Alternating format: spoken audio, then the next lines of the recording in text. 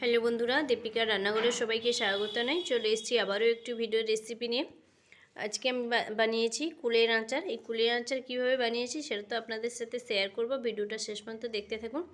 আর আপনি যদি আমার চ্যানেলে নতুন হয়ে থাকেন একটা সাবস্ক্রাইব করার অনুরোধ রইল।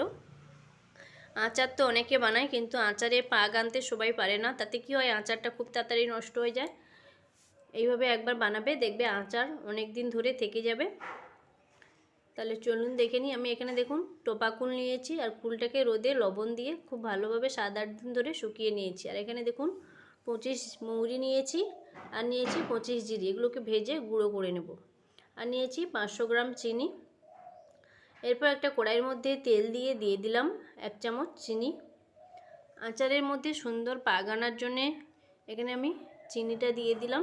আর নিয়েছি এখানে পরিমাণ মতো হলুদের গুঁড়ো আর লঙ্কার গুঁড়ো। এরপর কড়ার মধ্যে বেশ কয়েকটা শুকনো লঙ্কা দিয়ে ফোড়ন দিয়ে দিলাম হলুদের গুঁড়ো, লঙ্কার গুঁড়ো। একটু নাড়াচাড়া করার পর দিয়ে দিলাম কুল, আর দিয়ে দেব কুলের মধ্যে লবণ। আমি লবণটা যেহেতু রোদে শুকানোর সময় লবণটা দিয়েছিলাম, একটু লবণটা কম ছিল, তার জন্য আরও কিছুটা লবণ দিয়ে দিলাম। আর দিয়ে দিলাম চিনি। এরপর চিনিটা দিয়ে খুব ভালোভাবে নাড়াচাড়া করতে হবে। আর গ্যাসের ফ্লেমটাকে কিন্তু একদম স্লোতে রেখে দিতে হবে, যাতে করে চিনিটা আস্তে আস্তে গুলে যায়। আচার তো সবাই বানাতে পারে, কিন্তু আচারের মধ্যে সঠিক পাক আনতে অনেকে পারে না। তাতে কি হয়, আচারটা খুব বেশি দিন থাকে না, তাড়াতাড়ি নষ্ট হয়ে যায়। কিন্তু আচারের মধ্যে যদি সঠিক পাক আনা যায়, দেখবেন আচারটা খেতে খুবই ভালো হয়।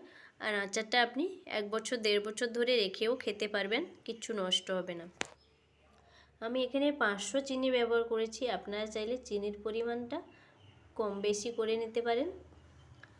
এরপর দেখুন আমি 10 থেকে 15 মিনিট খুব ভালোভাবে স্লোতে রেখে চিনিটাকে গুলিয়ে নিয়েছি। চিনিটা কিন্তু আমার সবটা গুলে যায়নি, আরও কিছুটা বাকি রয়েছে, দেখেই বুঝতে পারছেন। আরও 5 মিনিট আমি এটাকে রেখে দেব, চিনিটা যাতে খুব ভালোভাবে গুলিয়ে যায়। আরও 5 মিনিট পর দেখুন চিনিটা আমার খুব ভালোভাবে গুলে গেছে, আর কুলগুলো খুব ভালোভাবে সেদ্ধ হয়ে ঘেঁটে গেছে। আচারটা আমার রেডি হয়ে গেছে। এরপর এটাকে আমি নামিয়ে রেখে দেব ঠান্ডা হওয়ার জন্য।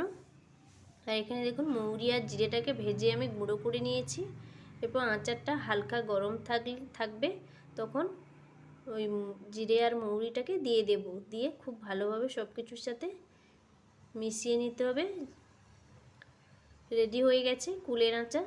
এরকম নতুন নতুন রেসিপি পেতে আমার চ্যানেলটিকে একটা সাবস্ক্রাইব করে দেবে, আর বন্ধুদের সাথে শেয়ার করে নিও। ফিরে আসছি পরবর্তী ভিডিও নিয়ে, ততক্ষণ